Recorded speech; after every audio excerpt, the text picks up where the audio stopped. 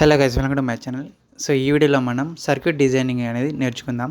So with AI అనమాట. So మనం ప్రీవియస్గా కొన్ని ప్రాజెక్ట్స్ అనేటివి చేసాము, వాటిని యూట్యూబ్లో అప్లోడ్ చేశాను.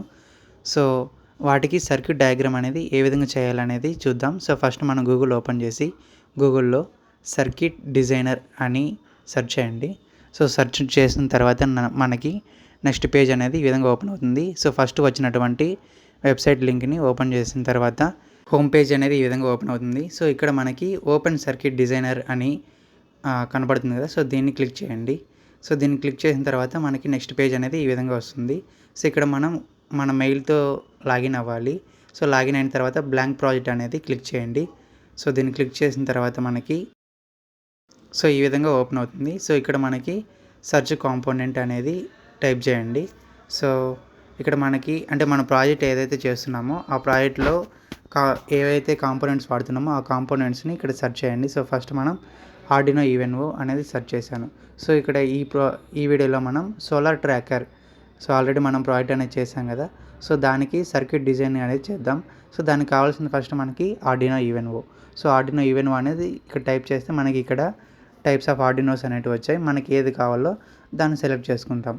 సో తర్వాత ఎల్డిఆర్లు అనేటివి కావాలి. సో ఈ రెండు ఎల్డిఆర్ అనేది కావాలి కాబట్టి ఎల్డిఆర్ని సెర్చ్ చేస్తే సో ఇక్కడ మనకి ఎల్డిఆర్ అనేటివి వేరియస్ టైప్స్ ఆఫ్ అనేటివి వస్తాయి.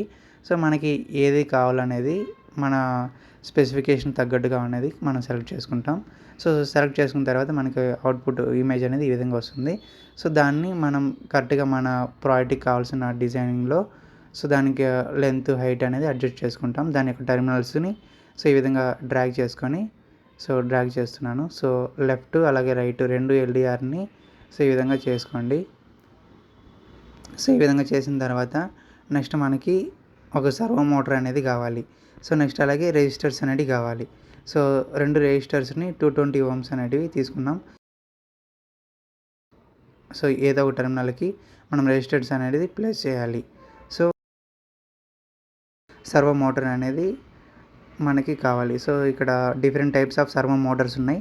సో మనకి ఏ సర్వో మోటార్ కావాలనేది మన స్పెసిఫికేషన్ తగ్గట్టుగా తీసుకుంటాం. సో ఇక్కడ తీసుకున్న తర్వాత సో ఇప్పుడు మనం కనెక్షన్స్ అనేటివి ఇవ్వాలి. సో ఇక్కడ కరెక్ట్గా మనం ఆ టెర్మినల్ దగ్గర తీసుకెళ్తే ఆ టెర్మినల్ ఏ టెర్మినల్ అనేది అక్కడ మనకి హైలైట్ అవుతుంది. సో ఇప్పుడు మనం సో ఆ విధంగా హైలైట్ అయిన తర్వాత సో అక్కడ నుండి మనం డ్రాగ్ చేసి మన ఆర్డినోలో ఏ పిన్కి ఇవ్వాలో ఆ పిన్కి మనం కనెక్ట్ చేస్తాం. సో ఫస్ట్ మనం గ్రౌండ్ పిన్ అనేది కనెక్ట్ చేసుకుంటాం.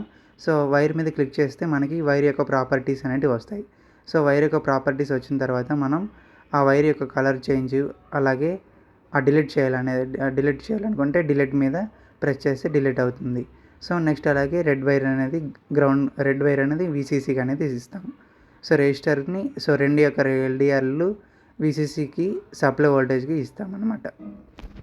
సో రెండు యొక్క రెజిస్టర్ని వీసీసీ సప్లై వోల్టేజ్కి ఇస్తాము. సో నెక్స్ట్ మనం ఎల్డిఆర్కి రెజిస్టర్స్కి ముందు ఉంటుంది కదా.